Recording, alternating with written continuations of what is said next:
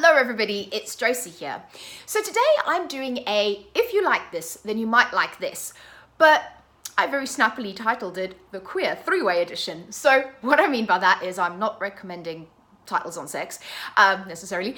What I mean is that I'm taking a book that's possibly quite popular, or that I think if you've liked this one, that doesn't have any queer content or has very, very, very minimal queer content. And I'm recommending two books that you might like based on that one and queering them up. So these are going to be books that have queer content in them and some of the content from the original book. Does that make sense? Okay, I'm going to have a drink and get started. So the first book I've got is, it's not on the pile. The first book I've got is, I don't know where my copy is, so I'll do this. It's Practical Magic by Alice Hoffman. So Practical Magic is actually also a very, very popular film. So it's about two sisters and their witchy goings on.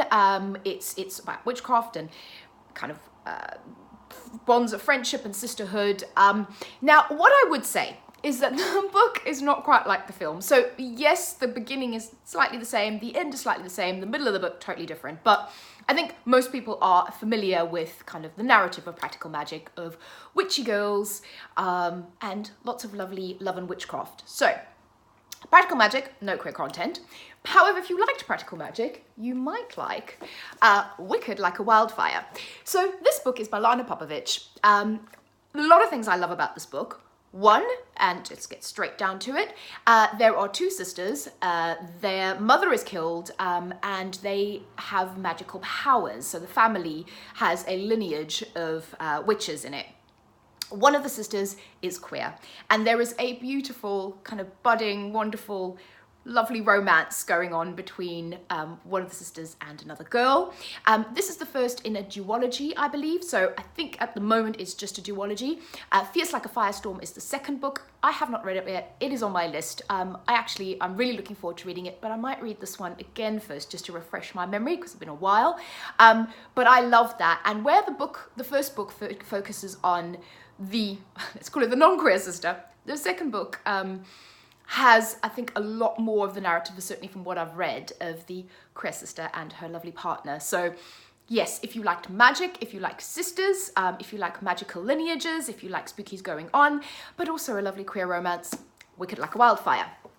Then the next one, so in my three-way, is this one over here, is Spellbook of the Lost and Found. So if you did like Wicked Like a Wildfire, and what you liked about that book is the kind of witchcraft, spell things happening elements, then try Spellbook of the Lost and Found. So this is, again, there's a group of, there's, I think, 3 girls, they cast a spell in this town, and things start to go missing in the town. And then you have other characters that are trying to uncover what happened and what's going on. And this is quite queer. And there is a wonderful, one of the girls is a wonderful queer character who I kind of had a bit of a crush on in this book. And again, sort of budding romance. It's wonderful. It's more, you're going more into the teen witch realm with this one, but it's beautiful and witchy, beautiful and atmospheric, great Halloween read, and wonderfully queer. So the next one I've got is this book over here. So this is Helter Skelter. So Helter Skelter is the true account of the Manson murders. And if you're like me and you're interested in serial killers and the Manson murders, I'm not creepy, I promise. I just find it quite fascinating. This is actually, I think Vincent was the prosecutor on the case. So this has got a hefty book, and this is the true life account of what happened in the Manson murders. If you're interested in that, but you wanted fictionalized with some queer content, why not try My Favorite Manson Girl? So I've just read this. I loved it. It is about Anna, who's our main character. She is kind of not happy with her life, not getting on with her mom. Her mom has remarried and has a new baby, and her mom has married a woman. So that's the queer content in this book. It's not necessarily hugely queer, but the parents, so her mother and her stepmother, are queer. And she steals her stepmom Lynette's credit card and goes off to Los Angeles to go spend the summer with her sister, who is an aspiring actress. It is a wonderful book. It is wonderfully atmospheric. It really evokes Hollywood and California, but also she is researching the Manson girls and the Manson murders for her sister's ex-boyfriend, who's doing an indie film. And this book really kind of, while she's doing her research, you can tell that Alison Umminger, the author, did a great job in researching the Manson murders. So if you're interested in the real life story, this is like that light, because it gives you snippets and gives you bits and gives you her opinions on what she thinks of the girls. And I really, really enjoyed this. And like I said, if you're into the Manson murders, if you're into that kind of thing, you will enjoy My Favorite Manson Girl. Then the next one, if you want to clear it up just a little bit more, I say read The Girls by Emma Cline. This book I loved. Again, it's been a while since I read it, but I've absolutely loved it. And it's basically about these two girls. One very kind of good girl, the other, and she spots this kind of ragtag group of girls in the parking lot that are sort of slightly dressed in sort of rags and that. And I think this is in the era, so it's in 1969. And she sort of sees them, and one of the girls catches her eye and really fascinates her. And there's this whole narrative going through about that line between friendship and love, and obsession. And this is not, it doesn't directly reference Manson, but it's based on a cult. And, you know, you can tell that's sort of the reference and the base of it. So this is totally fictionalized, so you're not going to get any of the real life narrative that you are in My Favorite Manson Girl. But this is a beautiful, this fictionalized kind of version of it, set in 1969, gorgeously atmospheric, and these two girls in this kind of lust, friendship, obsession kind of relationship. I adore this book. Recommend. Then the next one. Again, I don't have it. Don't know where it is. But Interview with the Vampire. Anne Rice's classic. Again, it's a book. It's been turned into a fantastic film. It is a lot of people's favorite kind of vampire fiction. I adore it. Basically, Interview with the Vampire focuses on Louis and Lestat. So Louis was turned into a vampire by Lestat. Lestat is pretty much the Prince of Darkness. He's all flash and all, I love being a vampire, like blood, I'm wonderful at it. And Louis is very sort of depressed and questioning, you know, what he is, who he is, questioning his existence. And you get this narrative between the two of them and the storyline. And it really is a kind of a vampire classic. I really love it. And I really love those two different sides. So you've got that big out and proud Lestat, and then you've got Louis. Now, there are, I suppose you could say, some queer hints in there, in the sense that, you know, Louis and Lestat, you know, blood sucking each other, whatever. But I wouldn't say there's any overt kind of queerness in it. However, if you like vampire novels, and if you like sort of more on the darker kind of, not dark, I suppose more on the morose kind of questioning side of it, you might like these ones. So the first one, Lost Souls by Poppy Z. Brite. One of my all-time favorite books. Poppy Z. Brite was very much compared to Anne Rice. She's very much a 90s cult horror author, and Lost Souls is a masterpiece. It is about vampires, it is about New Orleans, it is also about this band called Lost Souls, and these guys that are in the band. And it's has its dark vampiric elements, but it also has this element of friendship. It has this element of questioning existence. You've got this character called Nothing, which is interesting in itself. There's some proper queerness going on between these vampires. Also, the two guys in Lost Souls, which is the band, they have a very intense bond. It's not overtly, it's never written that it's queer, but they do have a very intense bond, and there's that bond of friendship as well. So it's a bit like the Louis Lestat friendship thing. So I definitely think if you like vampires, if you like horror, if you want them queer, and if you like Interview with the Vampire 90s Anne Rice, you will love Lost Souls. If you want to queer it up even more and want lesbian vampires, I would highly, highly, highly recommend The Gilda Stories by Joelle Gomez.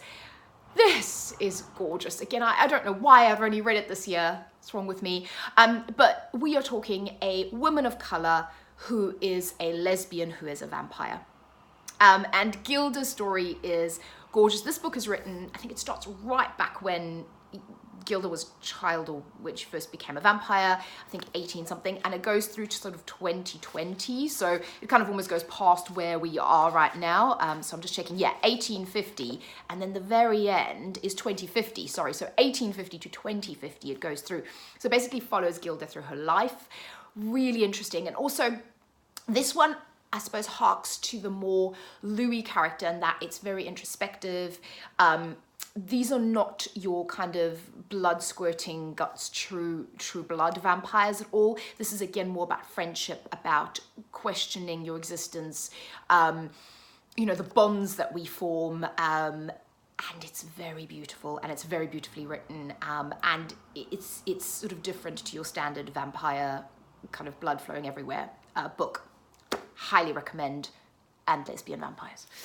Then the next one I've got here, or the last one I've got for you, is The Serpent King by Jeff Settner.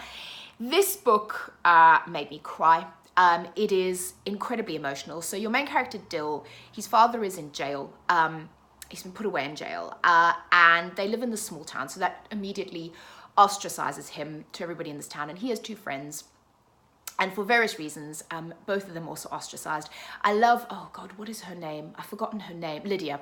So I love Lydia. Lydia is one of his friends, and she has this kind of very unique thrift store style.